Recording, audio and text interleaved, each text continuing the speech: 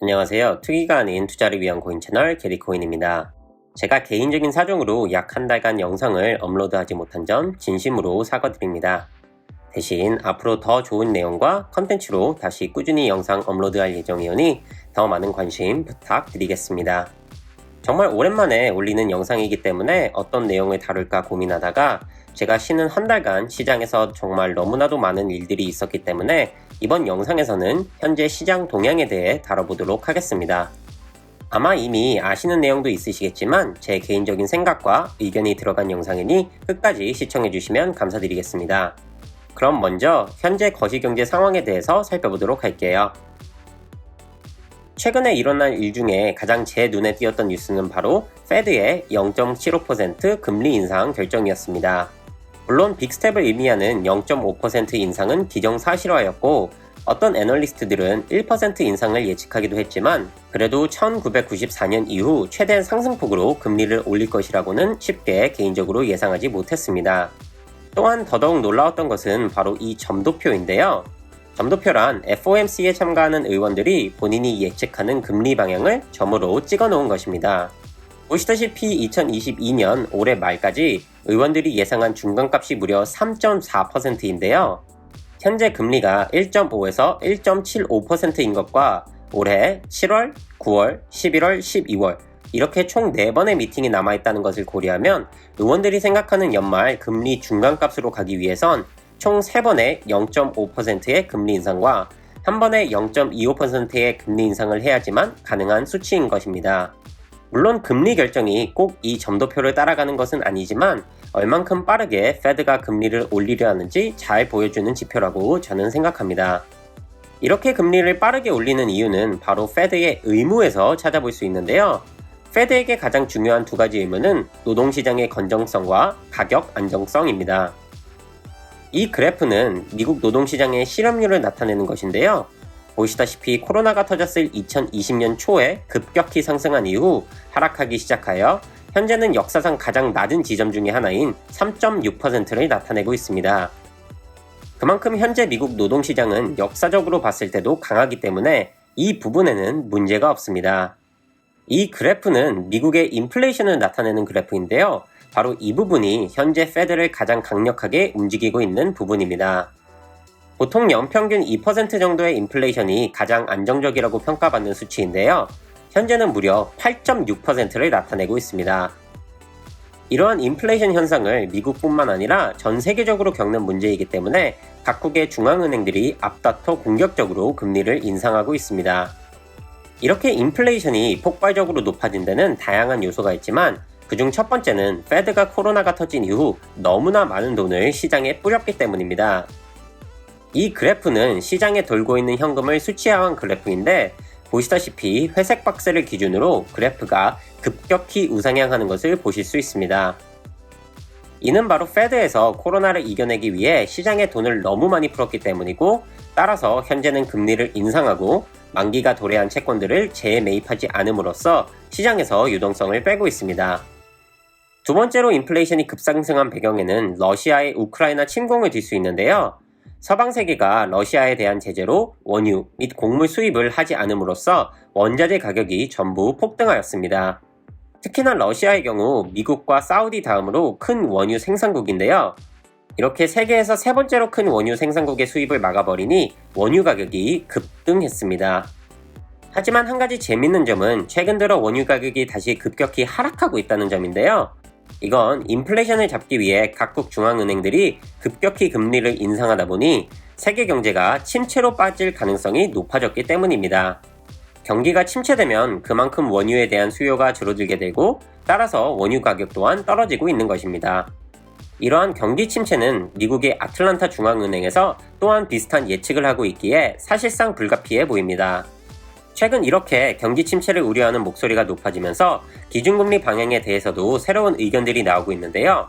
바로 내년 초까지는 금리 인상을 단행하겠지만 하반기부터는 금리 침체로 인해 다시 금리를 인하할 것이란 예측입니다.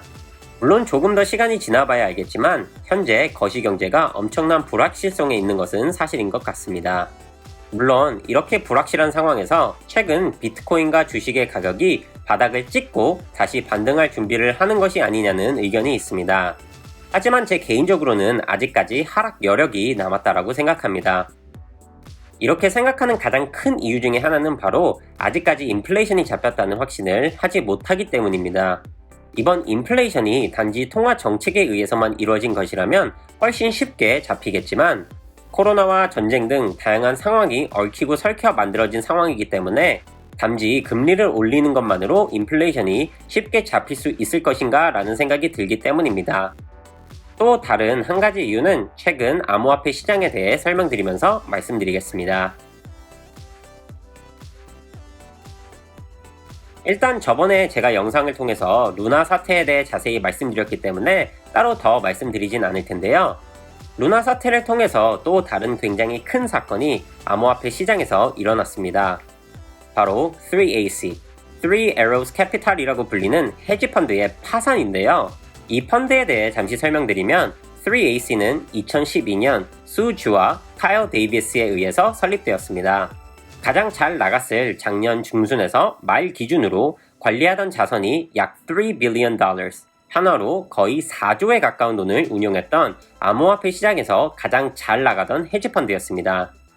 이렇게 잘 나가던 펀드가 6월 15일을 기준으로 트위터와 레딧 같은 소셜미디어를 통해서 회사의 재무 상태가 급격히 악화되었다라는 루머가 돌았는데요. 17일부터 수 주와 카일 데이비스가 소셜미디어를 끊고 갑자기 연락이 안 되기 시작합니다. 시장이 급락하면서 담보를 더 달라는 마진콜이 끊임없이 들어왔고 거의 파산에 이르렀다는 루머들이 흘러나왔는데 결국에는 이 회사가 실제로 파산하면서 그 루머는 전부 현실로 드러났습니다. 지금까지 밝혀진 내용들을 살펴보면서 저는 정말 경악을 금치 못했는데요. 가장 충격적인 부분은 이렇게 큰 회사가 너무나 말도 안 되는 리스크 매니지먼트, 즉 위험 관리를 했다는 점입니다.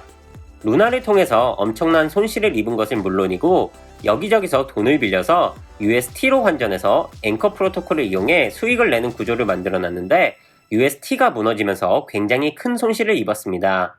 들리는 소문에 의하면 최소 몇 천억 이상의 손해를 본 것으로 추정되는데요.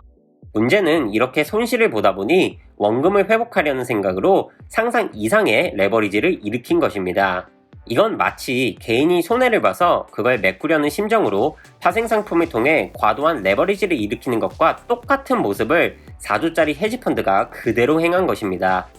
문제는 이렇게 레버리지를 일으키기 위해서 돈을 빌린 주체들이 암호화폐 거래소들 뿐만 아니라 다양한 디파이 프로토콜, 셀시어스나 블록파이 같은 중앙화된 플랫폼들에게도 돈을 빌렸기 때문에 마치 2008년도에 일어난 서프라임 모기지 사태처럼 엄청난 연쇄 반응을 일으키고 있습니다.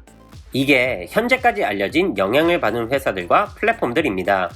특히 보야저 디지털 같은 경우 무담보로 무려 $720 million, 거의 1조에 가까운 돈을 3AC에 빌려주고 못 받고 있습니다.